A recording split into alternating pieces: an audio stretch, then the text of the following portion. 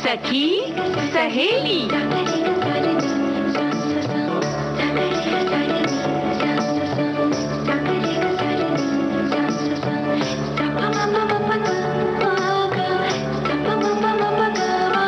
सखी सहेली।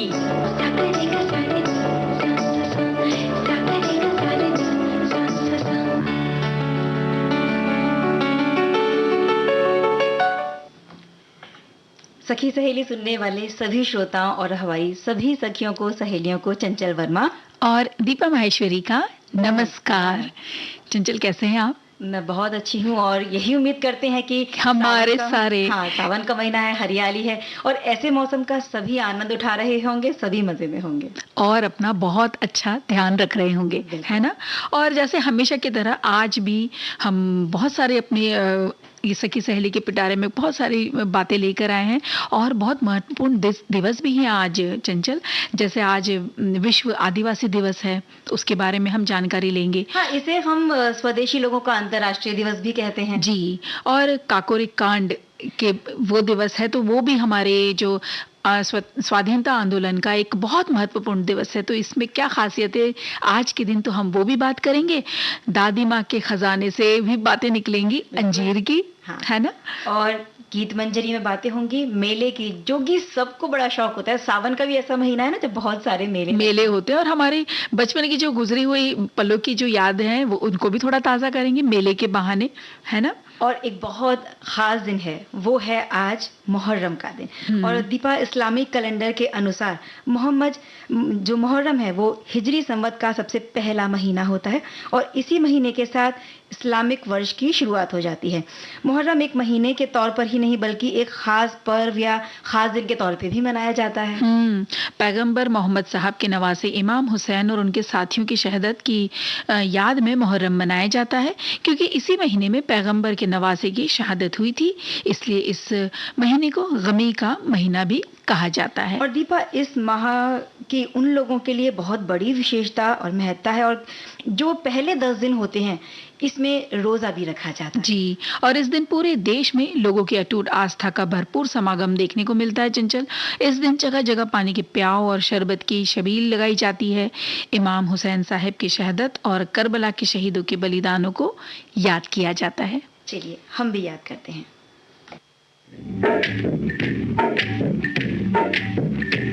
हम सबको नीक राह चलाना मेरे अल्लाह, बंदों को बुराई से बचाना मेरे अल्लाह। अल्लाह करम करना मौला तू रहम करना, अल्लाह करम करना मौला तू रहम करना।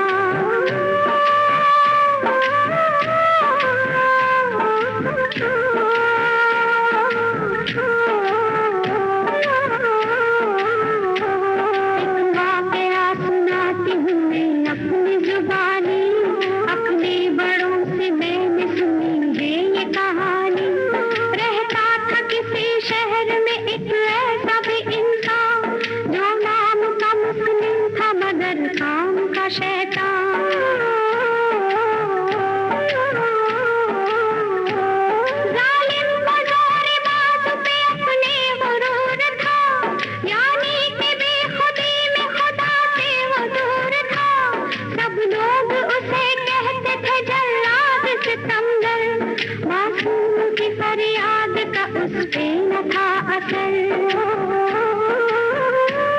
जो वादा उसने कर लिया वो करके दिखाया, पैसों के लिए कत्ल किए खून बहाया, एक दिन वो बहता खून असर उस पे कर गया, इंसान जिंदा हो गया शैतान मर गया।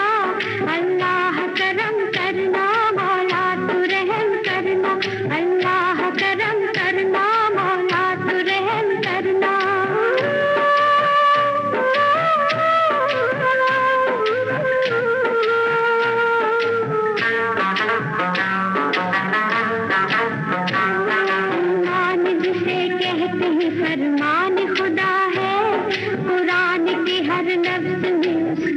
सदा है। अल्लाह ने बख्शी है जो ईमान की दौलत, इन सबसे बड़ी चीज है इंसान की दौलत।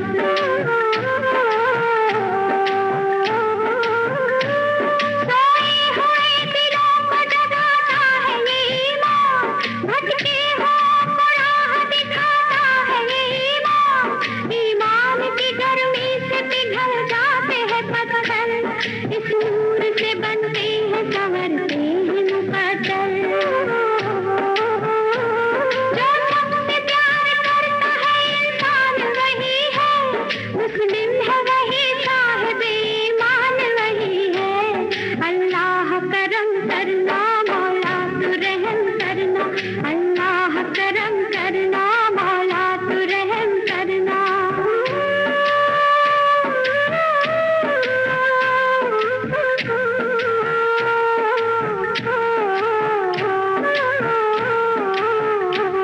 जिस काम के करने पे न हो राज़ी कोई दिल, वो काम भी इस दुनिया में नफरत के है काबिल। जो कुछ भी जुबां कह दे वो इकरार नहीं है, लग़्ज़िश है लबों की वो गुनहगार नहीं है।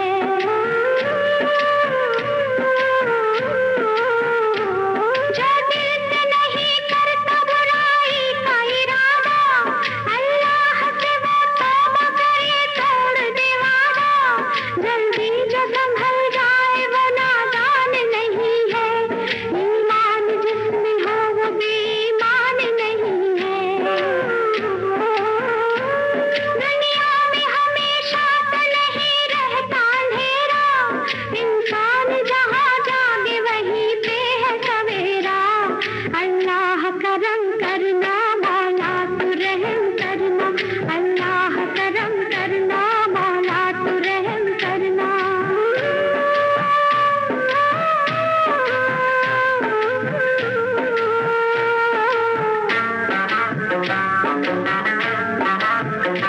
जो सच्चे दिल से करता है ईमान की आरज़ू, अल्लाह की नज़रों में वो होता है सुरखरू।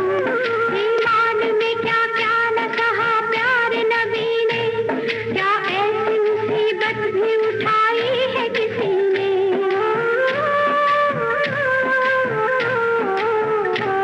करबल के शहीदों ने सबक हमको पढ़ाया, सजदे में देके जान को ईमान बचाया। इस राह में जो कहते हैं तकलीफ मुसीबत, एक रोज ऊपे होती है अल्लाह की रहमत। इंसान है वो जो दूसरों का दिल न दुखाए, पड़ जाए अगर जान पे तो जान लुटाए। अल्लाह करम करना मौला तू रहम करना, अल्लाह करम करना मौला तू रहम करना। दीपा, हम भी यही दुआ करते हैं कि अल्लाह का करम और रहम सब पर बना रहे, सब खुशहाल रहें अपनी ज़िंदगी में और आगे बढ़ते रहें। जी बिल्कुल। और देखिए ना, इसी तरह से हम चाहते हैं कि जितने भी हमारे देश में हाँ। धर्म को मानने वाले लोग हैं, या यूं कहे कि हाँ, कुछ लोग हैं जो बहुत ही शहरीकरण जीवन जी रहे हैं, कुछ हैं जो बहुत ही छोटे से शहर में रहते हैं, और कुछ हैं जो एकदम बिल्कुल ही कस्बा ही उनका है, या यूं कहे कि आदिवासी जो हमारी प्रजातियां हैं। हाँ। तो उनका दिवस है, और आज का दिन जो कि 9 अगस्त को हम विश्व के स्वदेशी लोगों का अंतर्राष्ट्रीय दिवस या आदिवासी दिवस के रूप में मनाते हैं। तो हम उनके बारे में भी बात कर रहे हैं। जैसे ये स्वदेशी आबादी के अधिकारों की रक्षा के लिए दुनिया भर में मनाया जाता है, और ये उनके पहचान को सम्मानित करने का दिन है। बिल्कुल दीपा, और आदिवासी का मतलब होता है, मतलब ये 2 शब्दों से मिलकर बना है ना, आदि और वासी। जी। तो इसका मतलब होता है मूल निवासी, और जो हमारे देश की जनसंख्या है इसका 8.6%, यानी लगभग 10 करोड़ के जितना एक बड़ा हिस्सा है जो आदिवासियों का है। जी। और आदिवासी प्राकृतिक पूजक होते हैं। वे प्रकृति में पाए जाने वाले सभी जीव जंतु, पर्वत, नदियां, खेत, इन सभी की पूजा करते हैं, और उनका मानना होता है कि प्रकृति की हर वस्तु में जीवन होता है। और जब 21वीं सदी में संयुक्त राष्ट्र संघ ने ये महसूस किया कि आदिवासी समाज उपेक्षा बेरोजगारी, बंधुआ बाल मजदूरी, इन सब समस्याओं से पीड़ित है, ग्रसित है। तो इन समस्याओं को सुलझाने के लिए और उनके अधिकारों की, उनके मानवाधिकारों को लागू करने और उनके संरक्षण के लिए एक कार्यदल का गठन किया गया था, जिसकी बैठक 9 अगस्त 1982 को हुई थी। जी, और उसी के बाद संयुक्त राष्ट्र संघ ने अपने सदस्य देशों के हर साल यही दिन यानी कि आज का दिन यानी कि 9 अगस्त को विश्व आदिवासी दिवस मनाने की घोषणा की। और पहली बार आदिवासी या मूल निवासी दिवस 1994 को जेनेवा में मनाया गया। फिर अप्रैल 2000 में मानवाधिकार आयोग ने आर्थिक और सामाजिक परिषद द्वारा प्रस्तुत स्वदेशी मुद्दों पर स्थायी संयुक्त राष्ट्र संघ फोरम की स्थापना के लिए एक प्रस्ताव अपनाया। फोरम ने शिक्षा, संस्कृति, आर्थिक और सामाजिक विकास, पर्यावरण, स्वास्थ्य और मानवाधिकारों सहित अन्य क्षेत्रों से संबंधित मुद्दों पर ध्यान केंद्रित किया और उसके बारे में चर्चा भी की। लक्ष्य जो मुख्य रूप से वैश्विक स्वदेशी आबादी के सामने आने वाली समस्याएं थी, उनको हल करना था। जी, और यूनेस्को स्वदेशी लोगों के सामने आने वाली कई चुनौतियों का समाधान करता है। दुनिया की सांस्कृतिक और जैविक विविधता को बनाए रखने में उनकी भूमिका को स्वीकार करता है और उसका समर्थन भी चाहता है। और आज तक कई स्वदेशी लोग मानवाधिकारों के उल्लंघन का अनुभव करते हैं, इसलिए हम सभी ये चाहते हैं कि उनकी जीवन शैली का भी सम्मान हो और वास्तविक भागीदारी, साझेदारी, स्वतंत्र और सहमति पर स्थापित होनी चाहिए। जी, और चंचल, हमारे भारत में लगभग 700 आदिवासी समूह और उपसमूह हैं, और जैसे कि पहले भी हमने बताया कि भारत की जनसंख्या का एक बहुत बड़ा हिस्सा ये है। आदिवासियों के पास में डिजास्टर, डिफेंस और डेवलपमेंट का बहुत अनूठा और अद्भुत ज्ञान होता है दीपा। ऐतिहासिक पुस्तकों और ग्रंथों में इस बात का उल्लेख मिलता है कि कैसे मुगल या अंग्रेज जब पूरे भारत पर अपना आधिपत्य स्थापित कर रहे थे, तो उस वक्त जब उन्होंने आदिवासी क्षेत्रों में प्रवेश करने की कोशिश की तो उनको मुंह की खानी पड़ी। बिल्कुल, ये बात तो बिल्कुल सही है। और इसी प्रकार अंडमान के आदिवासियों के द्वारा सुनामी जैसी भयानक प्राकृतिक आपदा में भी खुद को बचा लेने और इसका अंदेशा लगा लेना कि कोई भयानक प्राकृतिक आपदा आने वाली है, इस विषय के क्षेत्र में लोगों को यह विश्वास दिलाया कि आदिवासियों के पास डिजास्टर की अद्भुत समझ है। यानी उन्हें पहले ही, क्योंकि वो प्रकृति से इतने ज्यादा जुड़े रहते हैं ना चंचल, उन्हें पहले ही वो भाषा समझते हैं, वो प्रकृति की भाषा को समझ लेते हैं और उसमें अच्छी आने वाली घटना या बुरी आने वाली घटनाओं का अंदेशा पहले ही हो जाता है। इसी प्रकार आदिवासी समाज में एक मदद करने की परंपरा भी बहुत ज्यादा पाई जाती है और इस परंपरा को हलमा के नाम से जाना जाता है। जब भी किसी पर कोई संकट आता है तो जो पूरा एक जो उनका खंड है, जो ग्रुप समुदाय है, वो सब मिलजुल कर उस संकट से उबरने के लिए कोशिश करने में जुट जाते हैं और बिल्कुल निस्वार्थ भावना से, जिसमें किसी से कुछ चाहने की अपेक्षा नहीं है, इस तरह से वो एक दूसरे की मदद करते हैं और इस मदद के जरिए मुश्किल से बाहर भी आ जाते हैं। बिल्कुल, और आदिवासियों ने अपने ज्ञान का उपयोग सिर्फ अपने लिए नहीं बल्कि संपूर्ण राष्ट्र के लिए किया। लोक चिकित्सा ज्ञान भी आदिवासियों की महत्वपूर्ण ज्ञान परंपरागत है, जिसका उपयोग होता है, और लोक चिकित्सीय ज्ञान का व्यक्ति के अंतरीकरण की प्रक्रिया से संबंध होता है। और इसकी सबसे जरूरी शर्त यह है कि हस्तांतरित होते रहना होता है, और यही इस ज्ञान की ताकत भी है। बिल्कुल, जो भी ज्ञान आपके पास है, उनके पास बेशक कोई किताबी ज्ञान नहीं होता, लेकिन जो भी ज्ञान आपके पास में है, चाहे वो चिकित्सा है या कोई और ज्ञान है, वो एक से दूसरे के हाथ में जाता है, इस तरह से वो हस्तांतरित होता है। और देखो ना, एक इसी तरह से एक संदेश भी आया है। हमारे एक साथी कहते हैं कि समस्त आदिवासी भाई बहनों को विश्व आदिवासी दिवस की हार्दिक शुभकामनाएं। और जैसे हमने पहले बताया, 2 शब्दों से मिलकर बनाया है ये शब्द आदि और वासी। और उन्होंने बोला कि हाल ही में भारत की पहली महिला राष्ट्रपति भी हमारी जो बनी है, श्रीमती द्रौपदी मुर्मू जी, वो भी इसी समुदाय को जाती हैं। और भारत सरकार ने इन्हें भारत के संविधान की 5वीं अनुसूची में अनुसूचित जातियों के रूप में मान्यता दी है। और हमारे देश के जो भूतपूर्व राष्ट्रपति साहब थे, यानी कि डॉक्टर अब्दुल कलाम साहब, उन्होंने भी कहा था कि यदि हमें विज्ञान और प्रौद्योगिकी के क्षेत्र में निर्भर बनना है तो देश में वैज्ञानिक शोध के अवसरों को न केवल आसान करने की जरूरत है, बल्कि भारत के शिक्षित ग्रामवासी या सामान्य जन जो भी आविष्कार कर रहे हैं, उन्हें भी वैज्ञानिक मान्यता देकर उनको उपयोग करने की और उपयोग में लाने की बहुत बड़ी जरूरत है।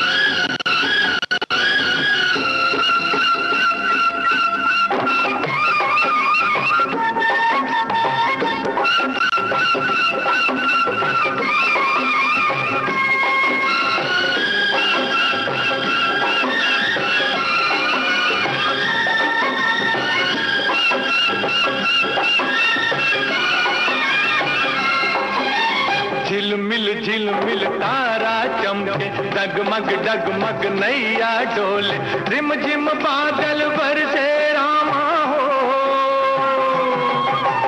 गुन गुन गुन भंवरे घूमे, झर झर झर झर झरने झूमे, छम छम पायल बाजे रामा हो, हे गैया नाचे बांसुरी बजाए रे कन्हई, मेरे देश में हो, मेरे देश में पवनों चले पुरवाई, मेरे देश में।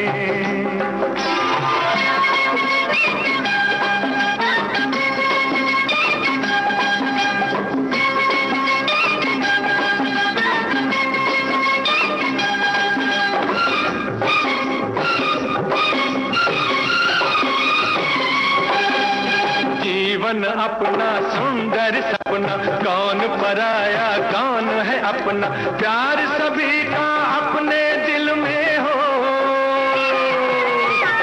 हर एक रंग के फूल है खिलते, हर मजहब के लोग हैं मिलते, इस बगिया में इस महफिल में हो, हे हम सारे हैं भारतवासी, सब है भाई भाई मेरे देश में हो, मेरे देश में पवन चले पुरवाई हो, मेरे देश में।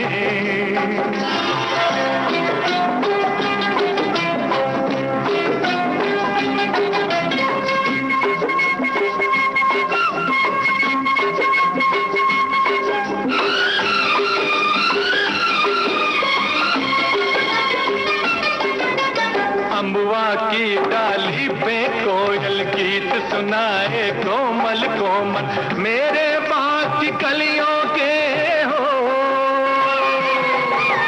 पतझर मस्त बहारों जैसे, पत्थर भी है तारों जैसे, मेरे गांव की गलियों के हो, हे मेरे खेत की मट्टी ने सोने की सूरत पाई, मेरे देश में हो, मेरे देश में पवन चले पुरवाई हो, मेरे देश में। मेरे देश को देखने भाई सारी दुनिया आई, मेरे देश में हो, मेरे देश में पवन चले पुरवाई हो, मेरे देश में।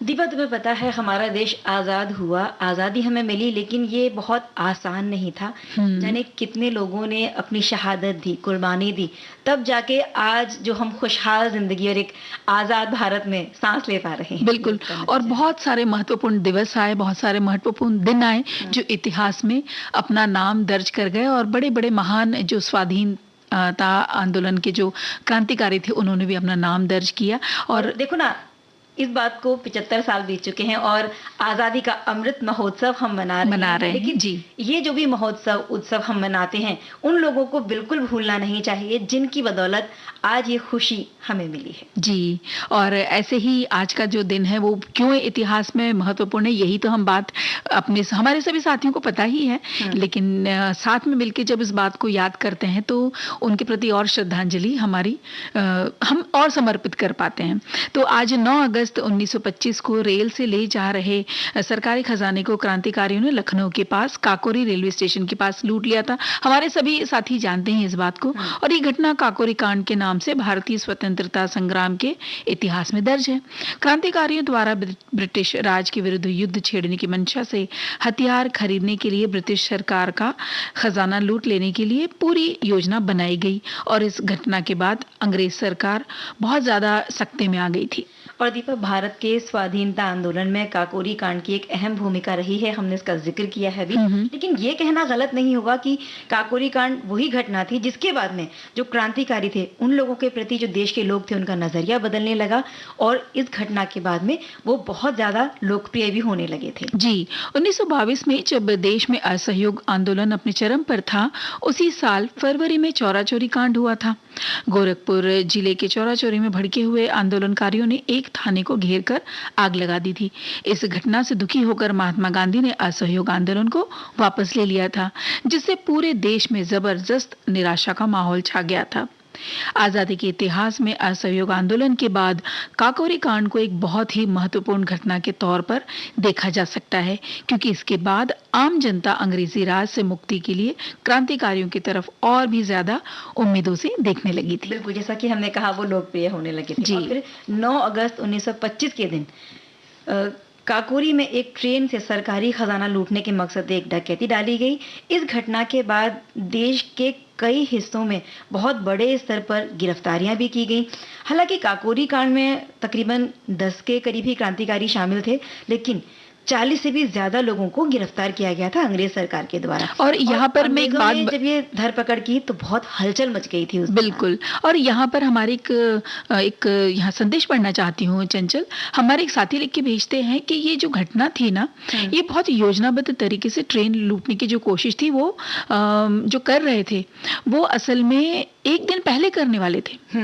तो इस 8 अगस्त को ये दर्ज हो जाती है घटना, लेकिन क्रांतिकारी करीबन 10 मिनट देरी से वहां पहुंचे और उनके पहुंचने से पहले ही ट्रेन निकल चुकी थी। और पहली बार असफल होने के बाद नए सिरे से योजना बनाई गई और फिर 9 अगस्त को पूरी ताकत के साथ क्रांतिकारियों ने इस घटना को अंजाम दिया। और हम बात कर रहे थे इसी घटना की, तो इस चीज को लेकर मुकदमा भी चला, गिरफ्तारियां भी हुई और 10 महीने तक लखनऊ की अदालत रिंग थिएटर में ये आंदोलन चला, जो अब आजकल लखनऊ का प्रधान डाकघर है ये। और 6 अप्रैल 1927 को इस मुकदमे का फैसला हुआ, जिसमें जज हैमिल्टन ने अलग अलग धाराओं के तहत क्रांतिकारियों को सजाएं सुनाई थी। जी, और इस मुकदमे में राम प्रसाद बिस्मिल, राजेंद्र लाहिरी, रोशन सिंह, अशफाकुल्ला खां को फांसी की सजा सुनाई गई और सचिंद्र नाथ सान्याल को काले पानी की और मनमथ नाथ गुप्त को 14 साल की सजा हुई। योगेंद्र चंद्र चटर्जी, मुकंदी लाल जी, गोविंद चरणकर, राजकुमार सिंह जी, राम कृष्ण खत्री को 10-10 साल की सजा हुई और विष्णु शरण दुबलिश और सुरेंद्र चंद्र भट्टाचार्य को 7 साल और भूपेंद्र नाथ, रामदुलारी त्रिवेदी और प्रेम किशन खन्ना को 5-5 साल की सजा सुनाई गई थी। फांसी की सजा की खबर सुनते ही जो जनता थी, जो क्रांतिकारियों से बहुत प्रेम करती थी, क्योंकि वो जानती थी कि कहीं ना कहीं अब आज़ादी इन्हीं की बदौलत हमें मिल पाएगी, तो वो सब आंदोलन पे उतारू हो गए थे। और अदालत का जो फैसला था, इसके खिलाफ सभी ने मिलकर लखनऊ चीफ कोर्ट में अपील भी दायर की, लेकिन इसका फायदा कुछ हो नहीं पाया। और फिर 17 दिसंबर 1927 को सबसे पहले गोंडा जेल में राजेंद्र नाथ लाहिड़ी को फांसी की सजा दे दी गई। और उन्होंने जब इस फांसी से पहले एक पत्र लिखा और अपने मित्र को उन्होंने लिखा था कि मालूम होता है देश की बलिवेदी पर हमारे रक्त की आवश्यकता है, हमारी ये जो मृत्यु है ये व्यर्थ नहीं जाएगी, सबको हमारा अंतिम नमस्ते। जी, और इसी तरह 19 दिसंबर 1927 को पंडित राम प्रसाद बिस्मिल को गोरखपुर जेल में फांसी की सजा दी गई और उन्होंने अपने देशवासियों के नाम एक संदेश भेजा था और जाते हुए वो भारत माता की जय और वंदे मातरम की जय जयकार करते चले जा रहे थे। और चलते समय उन्होंने कहा था, मालिक तेरी रजा रहे और तू ही रहे, बाकी न मैं रहूं न मेरी आरजू रहे, जब तक कि तन में जान रगों में लहू रहे, तेरा हो जिक्र या तेरी ही जुस्तजू रहे। और अब हम बात करें कि ठाकुर रोशन सिंह ये तीसरे शहीद थे काकोरी कांड के, इन्हें इलाहाबाद में फांसी दी गई। अशफाकुल्ला खां चौथे शहीद थे, उन्हें फैजाबाद में फांसी दी गई थी और हंसते हंसते वो फांसी के तख्ते पर झूल गए और उनके अंतिम शब्द थे, तंग आकर हम भी उनके जुल्म से बेदाद हुए, चल दिए सुए अदम जिंदाने फैजाबाद से। और एक महत्वपूर्ण व्यक्तित्व चंद्रशेखर आजाद, उन्हें तो बहुत ढूंढा जा रहा था काकोरी कांड के लिए। वे हुलिया बदल बदल कर बहुत समय तक अंग्रेजों को धोखा देने में सफल होते रहे, लेकिन 27 फरवरी 1931 को इलाहाबाद के अल्फ्रेड पार्क में उन्होंने अंग्रेजों का सामना बहुत ही बहादुरी से किया और फिर वे शहीद हो गए। और इसी बारे में देखो, एक और संदेश आया है। हमारे एक साथी लिखते हैं कि काकोरी कांड क्रांतिकारियों द्वारा ब्रिटिश राज के विरुद्ध भयंकर युद्ध छेड़ने की इच्छा से हथियार खरीदने के लिए ब्रिटिश सरकार का ही खजाना लूट लेने की एक ऐतिहासिक घटना थी। क्रांतिकारियों ने बड़े योजनाबद्ध तरीके से इस रेल को लूटने की कोशिश की, लेकिन वो सफल नहीं हो सके। अगर वे इस कोशिश में सफल हो जाते तो काकोरी कांड की घटना इतिहास में 8 अगस्त को ही दर्ज हो जाती। ये बात का जिक्र पहले भी हमारे एक संदेश में हुआ है और हम अपने सभी स्वतंत्रता सेनानियों को नमन करते हैं और सुनते हैं इस गीत को। अभी फिलहाल प्रोग्राम में वक्त हो चला है एक अंतराल का। अंतराल के बाद में सुनेंगे गीत।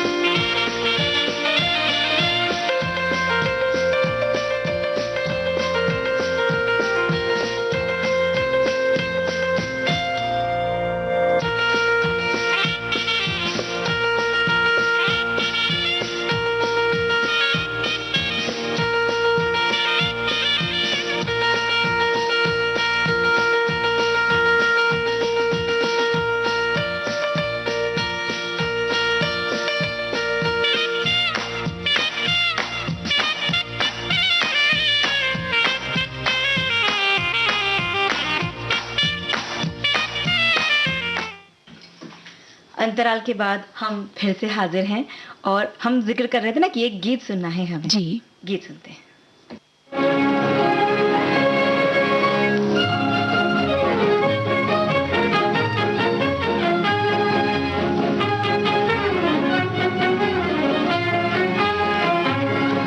वतन की राह में वतन के नौजवान शहीद हो, वतन की राह में वतन के नौजवान शहीद हो।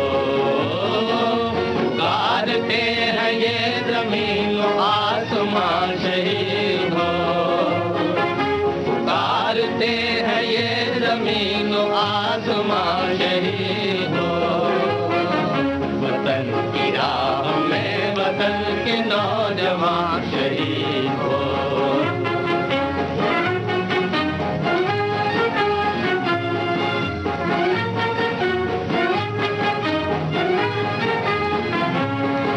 शहीद तेरी मौत ही तेरे वतन की जिंदगी, तेरे लहू से जाग उठेगी इस चमन की जिंदगी। खिलेंगे फूल उस जगह पे तू जहां शहीद हो, खिलेंगे फूल उस जगह पे तू जहां शहीद हो। वतन की राह में वतन के नौजवान शहीद हो।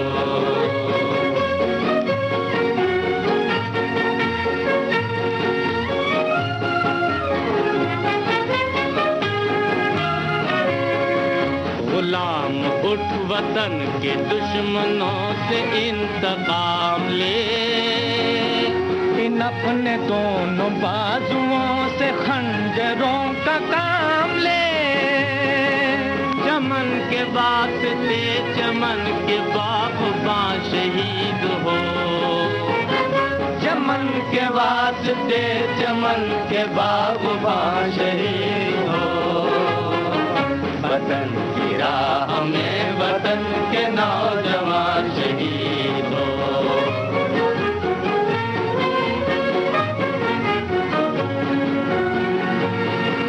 पहाड़ तक भी कांपने लगे तेरे जुनून से, तू आसमां पे इनकलाब लिख दे अपने खून से,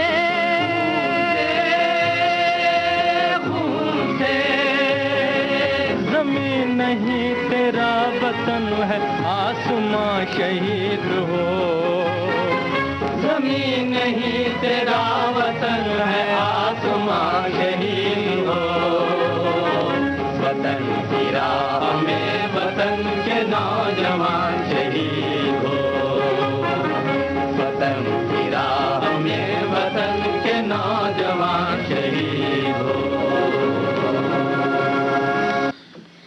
दीपा, जब ऐसे गाने सुनते हैं तो वाकई में रोंगटे खड़े हो जाते हैं, और अगर हम कल्पना करें कि कैसा माहौल रहा होगा उन दिनों का, बिल्कुल, जब आज़ादी की लड़ाई के लिए बहुत सारे जगह पर आंदोलन हो रहे थे और लोग कुर्बानियां दे रहे थे, और इसमें सिर्फ पुरुष ही नहीं, महिलाएं भी बढ़ चढ़कर हिस्सा ले रही थी जी। और हम उनका जिक्र यहाँ करते ही रहते हैं और उनको हम नमन अपना अर्पित करते ही हैं। लेकिन सच में चंचल, सही कहा आपने कि जब भी वो वक्त, वो उस दौर के को हम जब याद करते हैं और उनके बारे में जानते हैं, पढ़ते हैं, तो लगता है कि कितनी कठिनाइयों से जो हमें ये आज़ादी मिली है, ये बहुत अनमोल है हमारे लिए। तो इसे सहेज के रखना बहुत ज़्यादा ज़रूरी है, ज़रूरी नहीं है, हमारी जिम्मेदारी है। हाँ, और चलिए अब अगले विषय की तरफ बढ़ते हैं दीपा। और अंजीर के क्या फायदे हैं, इसे क्यों खाना चाहिए, क्यों इसे आहार में हम शामिल करें? तो देखो, इस बारे में हमारे एक सखी लिख के भेजती हैं कि मेवा है तो फायदेमंद ही है, कैल्शियम का मुख्य स्रोत होता है अंजीर पर। इस सबसे बड़ा फायदा ये है अगर अंजीर है तो, कि अगर आप खाली पेट लेते हैं तो इससे आपके पेट में गैस नहीं बनती, एनर्जी भी बनी रहती है। वैसे इसका खाने का सही तरीका ये है कि आप इसे पानी में भिगोकर खाएं, और उसके पानी को भी आप, वो जो भिगोया हुआ है ना, तो वो वाला पानी भी आप इसे इस्तेमाल कर लें, यानी पी लें। और इसका सूखा भी प्रतिदिन, सूखे रूप में भी इसका प्रतिदिन इस्तेमाल कर सकते हैं गर्भवती महिलाएं। इसका सेवन जरूर उन्हें करना चाहिए, और क्योंकि गर्भस्थ शिशु की हड्डियां मजबूत होती हैं। बिल्कुल, जब ये पेड़ से टूटता है एक फल के रूप में भी हम इसे खा सकते हैं, और बाद में जब सूख जाता है तो सूखे मेवे की तरह भी इसका इस्तेमाल होता है। और औषधीय गुण भी हैं, स्वाद को बढ़ाने वाला भी है, एक रसीला गूदेदार फल है। इसकी सिर्फ फल ही नहीं खाए जाते, बल्कि इसकी पत्तियां, छाल जी, और इसकी जड़, सभी जो भाग हैं वो बहुत गुणकारी हैं, उपयोगी हैं, और इसे ज्यादातर उष्ण कटिबंधीय और उपोष्ण कटिबंधीय भागों में उगाया जाता है जी। और वैसे यूं अगर हम इसका उपयोग कहें तो किसी भी समय हल्के आहार के रूप में कर सकते हैं, लेकिन इसे खाने का सबसे अच्छा समय सुबह का ही माना जाता है। अंजीर की तासीर क्योंकि थोड़ी गर्म होती है और अधिक मात्रा में सेवन करने से ये शरीर में रक्तस्राव का भी कारण बन सकती है, तो इस बात का भी ध्यान रखना है। 1-2 उससे ज्यादा नहीं खाना है, और मौसम के हिसाब से खाना है। ज्यादातर जितने भी मेवे हैं सभी की तासीर गर्म हुआ करती है। अगर हम देखें, बादाम है, अखरोट है, तो जब गर्मी का मौसम होता है इसीलिए उस समय थोड़ा उपयोग कम किया जाता है, और जब ठंड का के दिन मौसम आते हैं जी, तो मेवों के लड्डू बना बना के खाए जाते हैं। जी, तो बिल्कुल, शरीर को उष्णता प्रदान करते हैं ये मेवे, तो इस बात का ख्याल हमें रखना है। और परंपरागत रूप से भारतीय उपमहाद्वीपों में अंजीर का इस्तेमाल यौन रोगों के उपचार के लिए भी दीपा किया जाता है, और ऐसा मानते हैं कि प्रजनन स्वास्थ्य को भी अंजीर बढ़ाता है, गर्भावस्था के लिए उपयोगी माना गया है, और गर्भावस्था के समय जो लौह तत्व की कमी हो जाया करती है अक्सर महिलाओं में, उसको ये पूरा कर देता है। और अंजीर में कैल्शियम, पोटेशियम, मैग्नीशियम ये बहुत प्रचुर मात्रा में होता है। जैसे कि हमने पहले भी बात की, हमारी सखी ने बताया कि हड्डियों के विकास के लिए ये बहुत ही ज्यादा मददगार है। अंजीर में पेक्टिन नाम का एक घुलनशील फाइबर होता है जो कोलेस्ट्रॉल को नियंत्रित करता है। तो सूखे अंजीर को कोलेस्ट्रॉल कम करते हैं, क्योंकि उनमें ओमेगा 3, ओमेगा 6 फैटी एसिड्स और फाइबरस्ट्रॉल मौजूद होते हैं, जो शरीर में कोलेस्ट्रॉल को कम करने के साथ साथ ब्लड प्रेशर को भी ये कंट्रोल में लेकर आते हैं। और इसके अलावा ये पेट साफ करता है, डायरिया से भी बचा जा सकता है इसका सेवन अगर हम करते हैं, पाचन शक्ति में सुधार करता है, पेट से संबंधित या पाचन से संबंधित बहुत सारी समस्या हैं जिनको ये ठीक करता है। इसमें विटामिन 6 होता है जो शरीर में सेरोटोनिन के उत्पादन को कम करता है, जो हमारे मूड को भी अच्छा करता है और कोलेस्ट्रॉल को कम करने में मदद करता है।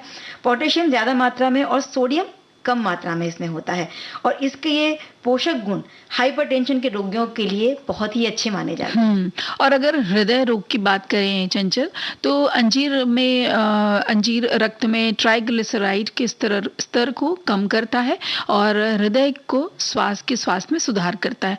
और ट्राइग्लिसराइड रक्त में मौजूद वसा के कणों को कहते हैं जो हृदय रोगों का एक प्रमुख कारण है। और महिलाओं में रजोनिवृत्ति यानी कि मेनोपॉज के बाद अक्सर शरीर में जो हार्मोन्स के उतार चढ़ाव होते रहते हैं और ये उतार चढ़ाव जो है हमारी प्रतिरक्षा प्रणाली पर भी प्रभाव डालते हैं, जो मुक्त कणों यानी कैंसर के विकास का जो प्रमुख स्रोत होते हैं उनसे लड़ने के लिए एंटीऑक्सीडेंट की क्षमता को प्रभावित करता है। अंजीर महिलाओं में मेनोपॉज के बाद होने वाले स्तन कैंसर की संभावना को भी काफी हद तक कम कर देता है। इसलिए नियमित तौर पर इसका सेवन अगर हम करें तो कोलन कैंसर का खतरा बहुत कम हो जाता है। बिल्कुल, और कई पोषक तत्व तो उसमें होते ही हैं, जैसे त्वचा, बाल और समग्र स्वास्थ्य के लिए बहुत ही फायदेमंद है। और अंजीर को अगर बहुत अधिक सेवन करेंगे तो दुष्प्रभाव भी हो सकते हैं, इसलिए आपको इसके दुष्प्रभाव से बचने के लिए इसको सिर्फ उचित मात्रा में ही सेवन करना चाहिए। और अंजीर को हम एक सलाद के रूप में काट कर भी खा सकते हैं। विशेष रूप से इसे एक मीठी डिश, जैम, स्मूदी या मिठाई बनाने में भी इस्तेमाल किया जा सकता है। और जो डिब्बाबंद अंजीर आता है इसको थोड़ा सा हमें इससे बचना चाहिए क्योंकि इसमें अलग से चीनी डालकर इसकी मिठास को बढ़ाया जाता है, तो ये बहुत संभावना हो सकती है। इसलिए आप जो फ्रेश फ्रूट होता है उसको आप खाएं। और सूखे और ताज़ा अंजीर दोनों ही स्वास्थ्य के लिए उत्तम होते हैं। ताज़ा जो अंजीर होता है इसमें कैलोरी कम होती हैं। ये हमारी ज़रूरत पे निर्भर करता है दीपा कि हम सूखे किस वक्त हमें चाहिए और हमें ताज़ा फल किस समय खाना है। और आमतौर पर कहते हैं कि 1 या 2 से अंजीर हम अपने आहार में सभी जो आम व्यक्ति है वो शामिल कर सकते हैं। और अब एक गीत को शामिल कर ले, बिल्कुल मीठा मीठा अंजीर की तरह।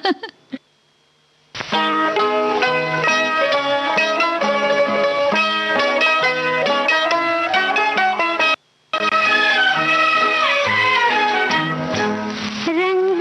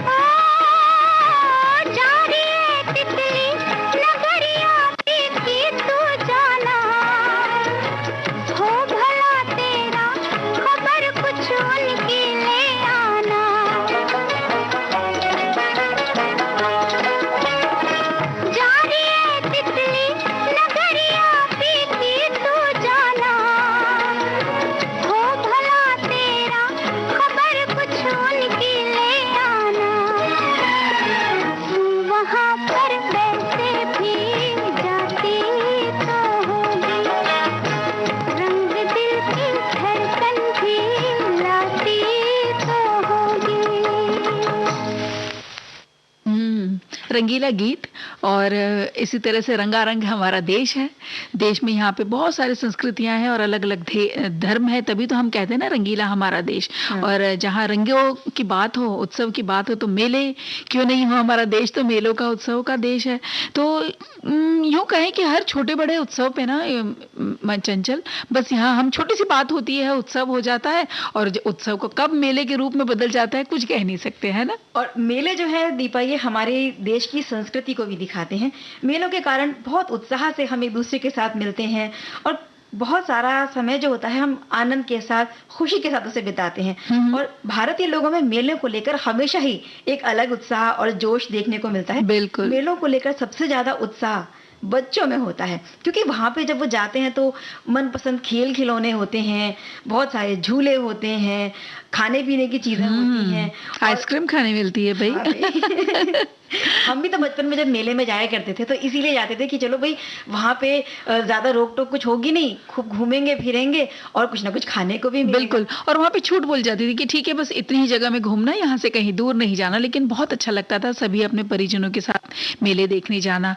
और यहाँ अलग अलग तरह के खेल का जो आयोजन होता है ना, वो तो उसमें शामिल होने में बहुत मजा आता है। और जादू का खेल होता है ना, बिल्कुल होता है, ये देखने में बहुत मजा आता है। और अलग अलग तरह के मनोरंजन से भरे कार्यक्रम आयोजित किए जाते हैं। और मेले तो मतलब उत्सवों में चार चांद लगा देते हैं। और हम मन को लुभाने वाले मनोरंजन दृश्य यहाँ देखने को मिलते हैं। सब लोग अपने अपने कार्य में व्यस्त रहते हैं और जब भी मेले में जाते हैं तो बस वो जो काम की जो थकान होती है ना, वो चुटकियों में दूर हो जाती है। तो देखो हमारी एक सुनने वाली जो हमारी सखी हैं, वो लिखती हैं कि गीत मंजरी में आज का विषय मेला है और मनभावन गीत भी हमें सुनने को मिलेंगे। वैसे ये मेलों का मौका ही है, सावन का महीना है, त्योहारों का मेला है और आजादी का अमृत महोत्सव है। तो ये दिन भी हमारे लिए किसी मेले से कम नहीं है। तो बिल्कुल सही बात है कि थोड़े समय के लिए ही सही, लेकिन हम अपनी परेशानियों को भूलकर एक अलग दुनिया में खो जाते हैं और बचपन के दिनों को भी याद करने लगते हैं। तो जो हमारे सुनने वाले हैं, हम उनसे भी कहेंगे कि वो अपने बचपन के कुछ अनुभव हैं तो वो हमारे साथ जरूर साझा करें। और जिस क्षेत्र में वो रहते हैं वहाँ कौन कौन से खास मेलों का आयोजन किया जाता है और उनकी क्या खासियत है, क्या क्या खास बातें हैं वहाँ की, वो भी साझा करें। पे उसका सेलिब्रेशन होता है, इस हर चीज के बारे में वो लिखें। और हम सुनते हैं गाना। दुनिया का मेला, मेले में लड़की लड़की अकेली शन्नो नाम उसका। दुनिया का मेला, मेले में लड़की लड़की अकेली शन्नो नाम उसका। गाल उसके गुलाबी, चाल उसकी शराबी, ओ बाबू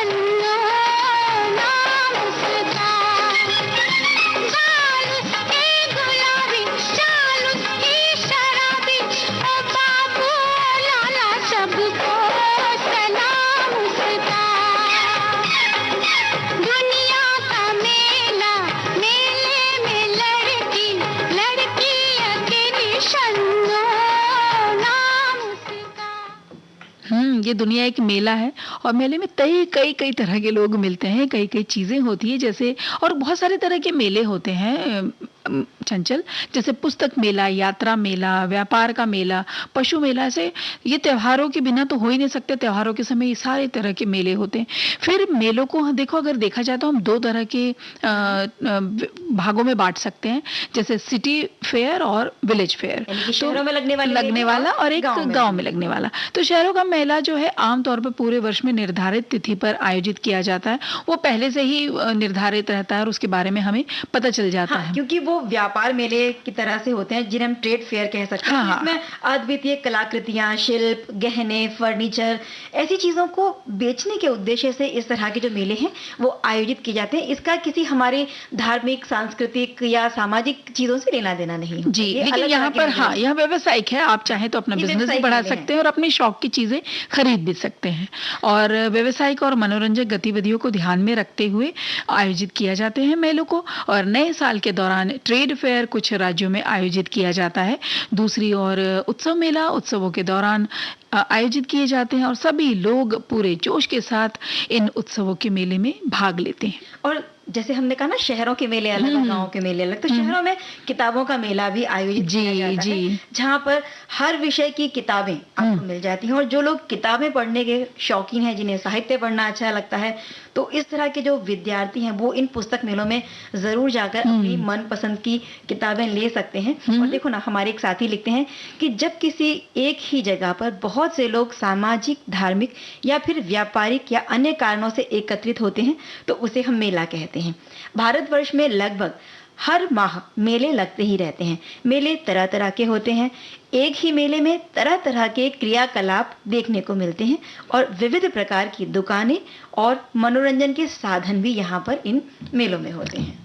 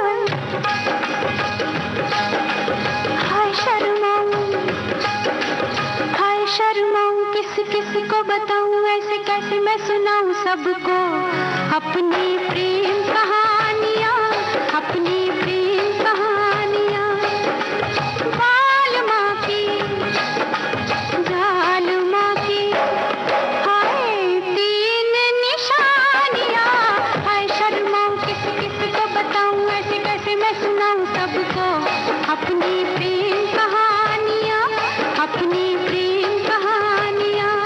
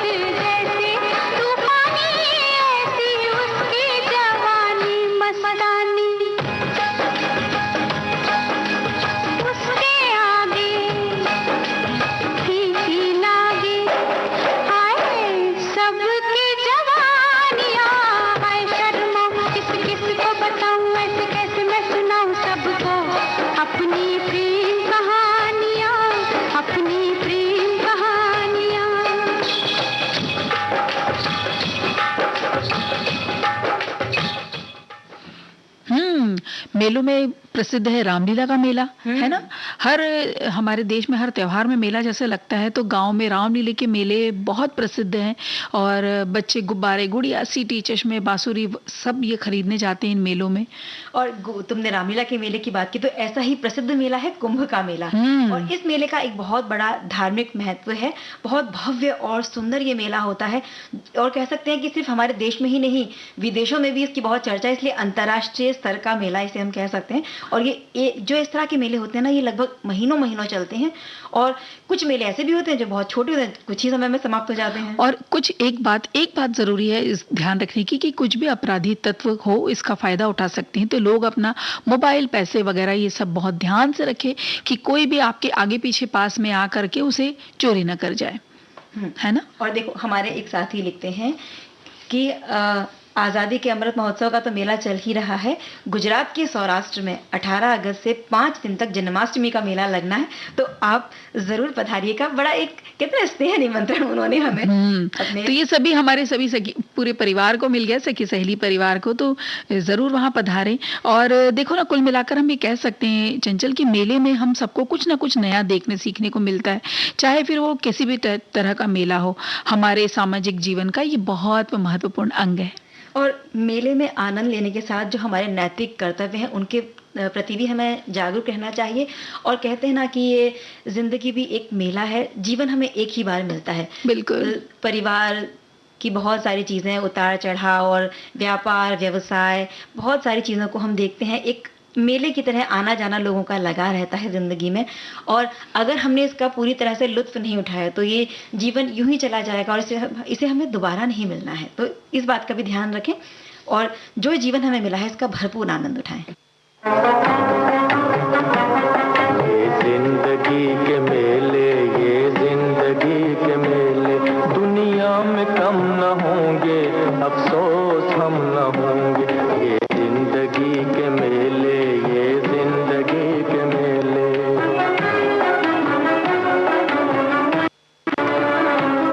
दुनिया है मौज दरिया, कतरे की जिंदगी क्या। दुनिया है मौज दरिया, कतरे की जिंदगी क्या।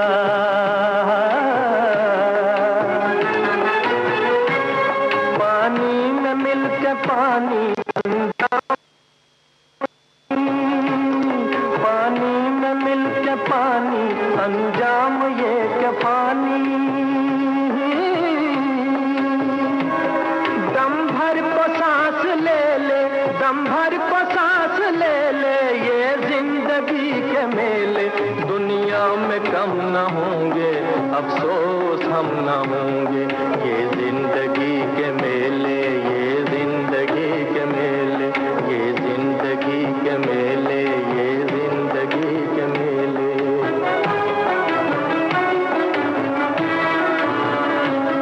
होंगी यही बहारें, उल्फत की यादगारें, होंगी यही बहारें, उल्फत की यादगारें।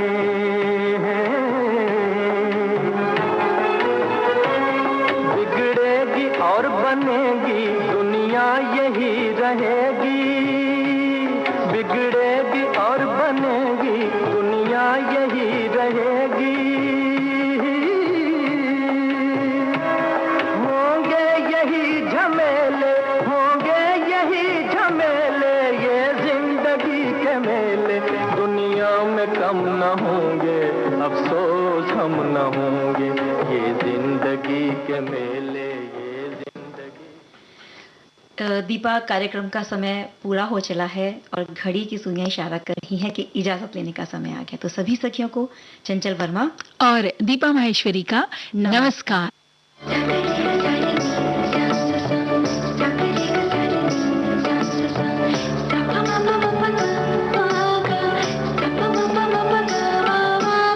सखी सहेली।